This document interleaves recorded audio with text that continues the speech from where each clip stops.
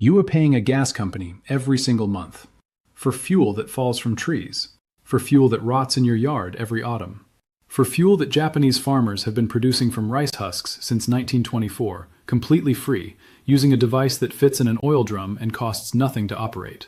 You are paying for it because in 1948 an agreement was reached, not in a courtroom, not in a legislature, in a boardroom. And the technology that powered half of Japan's civilian cooking infrastructure during the war was quietly, systematically, and deliberately buried.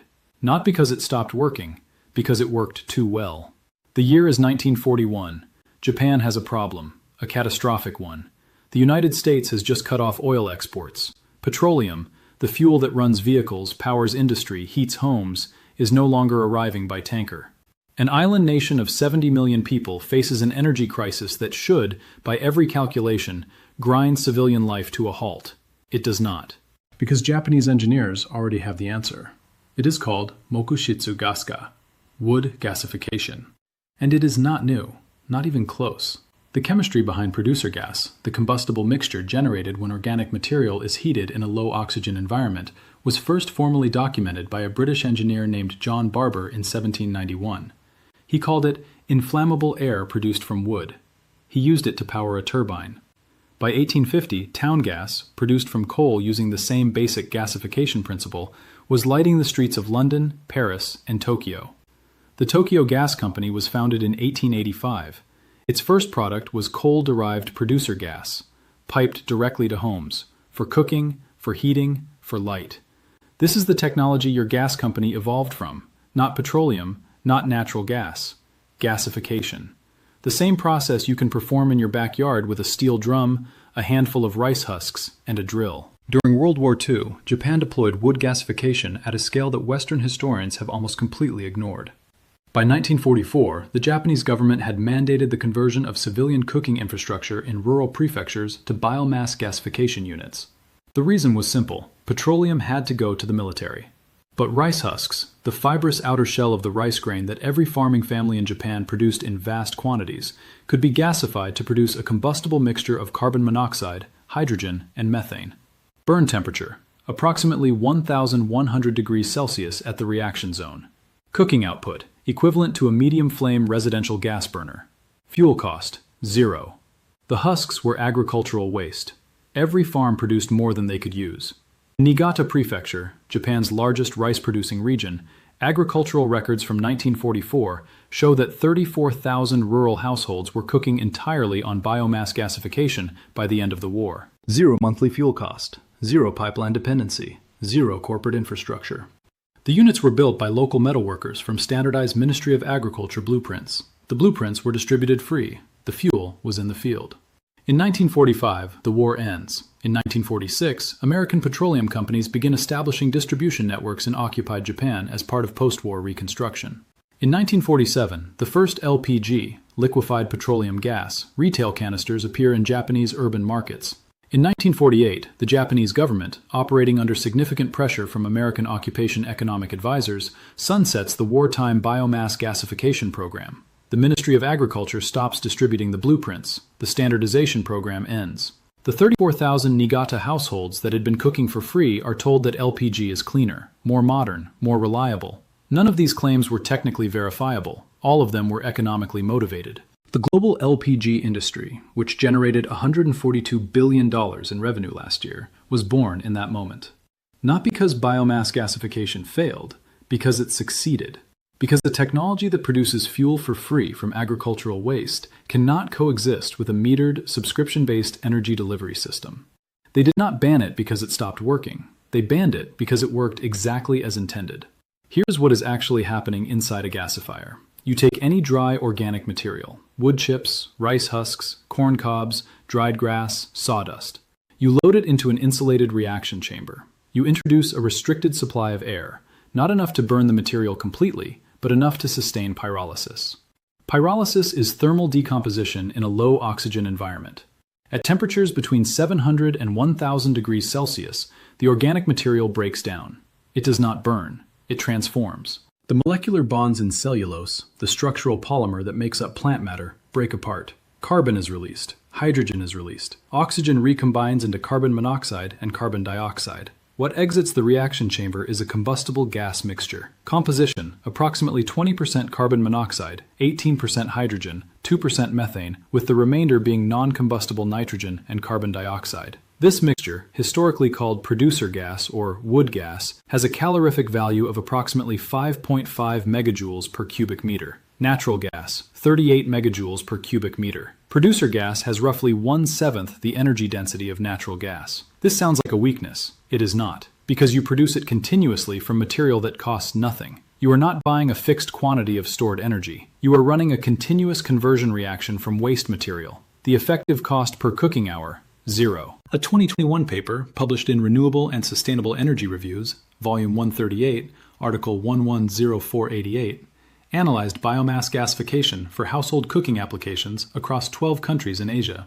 The study found that small-scale biomass gasifiers operating on agricultural waste residues, specifically rice husks, sugarcane bagasse, and wood chips, could provide complete household cooking energy at a net fuel cost of 0 when operated in agricultural regions with existing biomass waste streams.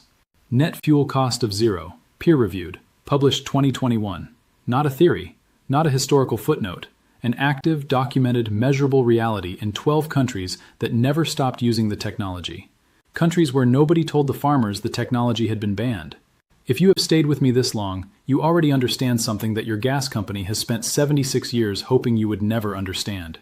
Your fuel does not have to cost anything. Subscribe and share this with someone who is paying $80 a month for gas they could be producing from yard waste.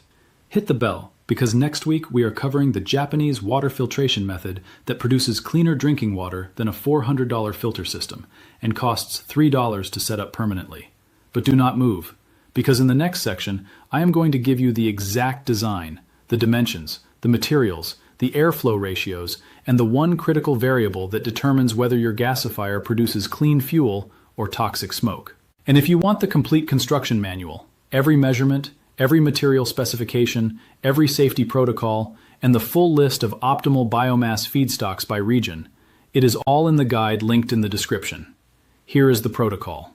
This is a small-scale top-lit updraft gasifier, known in engineering literature as a TLUD. It is the design that Japanese agricultural engineers refined in the 1920s and 1930s. It is the design that the Ministry of Agriculture standardized in 1942. It is the design that university engineering programs in the Philippines, India, and Vietnam have been teaching continuously since 1955, because nobody told them to stop. You will need one steel container, a 5-gallon metal bucket, or a 15-liter steel drum. Lid for the container, tight fitting with a center hole. One length of steel pipe, 1-inch diameter, 18 inches long, for the gas outlet. One smaller steel pipe or fitting, 1/2-inch diameter, for the air inlet. A metal grate, hardware cloth or expanded steel mesh to sit inside the container approximately 3 inches from the bottom. High-temperature silicone sealant, $4 at any hardware store. A drill with metal bits. That is the complete materials list. Total cost, under $15 if you purchase everything new, under $3 if you salvage containers from recycling. Step 1. Prepare the main chamber. Drill a 1/2-inch hole in the side of the container, approximately 2 inches from the bottom. This is your primary air inlet. Insert the 1/2-inch pipe fitting. Seal around it with high-temperature silicone. This restricted air inlet controls the gasification rate. Too much air, combustion instead of gasification. Too little air, the reaction extinguishes. The optimal air inlet cross-section for a 5-gallon TLUD is 0.8 to 1.2 square centimeters. A 1/2-inch pipe fitting is 1.27 square centimeters, close enough for initial operation. Step 2. Install the grate. Cut or shape your metal mesh to fit the interior of the container. Rest it on the bottom lip created by a ring of bolts set 3 inches from the base, or fabricate a simple support frame from bent steel rod. This grate supports the fuel bed and allows ash to fall through to the bottom chamber. Step 3. Prepare the lid. Drill a 1-inch hole in the center. Insert the 1-inch steel pipe. This is your gas outlet riser.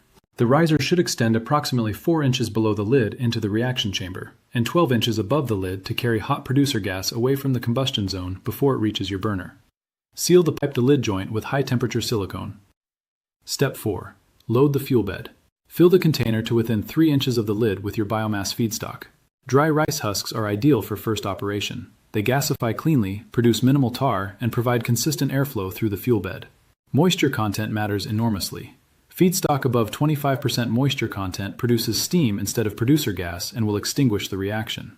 If you are using wood chips or agricultural material, dry it in the sun for a minimum of 3 days before use. Step 5. Top lighting the reaction. This is the critical step that separates a TLUD from a conventional downdraft gasifier. You light the fuel from the top, not the bottom. Pour a small quantity of cooking oil or a few drops of kerosene onto the top surface of the fuel bed. Light it. The combustion front burns downward through the fuel bed. Above the combustion front, fresh fuel waiting. Below the combustion front, charred material continuing to gasify. The producer gas rises from the gasification zone, travels through the fuel bed above, exits through the gas riser, and is combustible at the outlet. Step 6. Ignite the gas at the outlet. Hold a lighter or match to the end of the gas riser outlet. The producer gas emerging from the top of the pipe will ignite. Initial flame, small, possibly unsteady.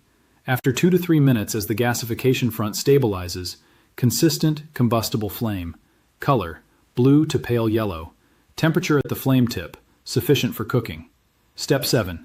Connect to your cooking surface.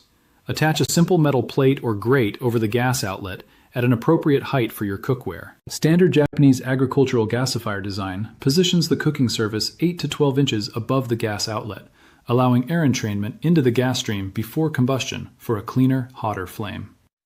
Fuel runtime per load, 45 to 90 minutes, depending on fuel density and moisture content. Reload time, under 5 minutes.